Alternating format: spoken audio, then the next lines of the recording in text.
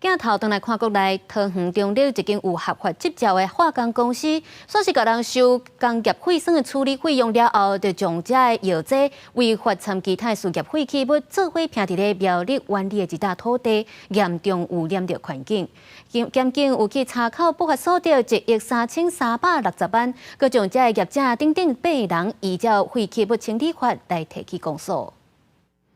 驶造车的司机把废弃的化学剂载到苗栗湾里一笪土地，直接倒入去土坑内底，佮用机械ram红毛土佮其他的废弃物，规个犯案的过程拢互环境部环管署翕落来。检警权专案小组2023年查到非法倒化学剂，详细追查发现是桃园中立一间化工公司以合法再利用的执照，暗砍非法的行为来赚侥幸钱。没有添加其他的东西，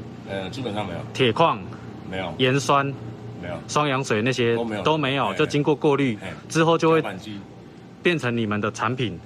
检警权专案小组调查发现，姓寇的化工业者伫咧废弃的化学剂咧制造氧化铁的过程当中，无甲铁加入去，等于是直接委托非法成为业者伫咧苗栗湾里的一笪土地，拿废弃的塑胶、土粉，也有废弃的玻璃制造红毛土砖，重量有2000吨，土地面积5100平方公尺，各式车辆有7台，不法所得1亿3360万，规个拢甲扣起来。他是挂羊头卖狗肉啦。他一方面是合法去收这些所谓的废酸的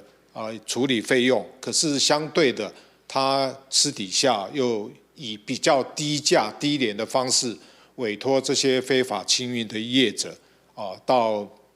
苗栗苑里这边去弃置。全案起诉被告共计8人，查扣车辆5部，挖土机2部。经检察官陈祥威向台中地方法院申请裁定扣押不法所得。总共新台币1亿3360万元。台中地检署前早将甲姓寇的化工业者等8个人以废弃物清理法提起公诉。另外，这笪土地经过检测发现重金属污染，包括铬超标10.8倍，铜超标7.3倍。环境部后手会要求业者负责清运，也有土地整治的责任。公司新闻综合报道。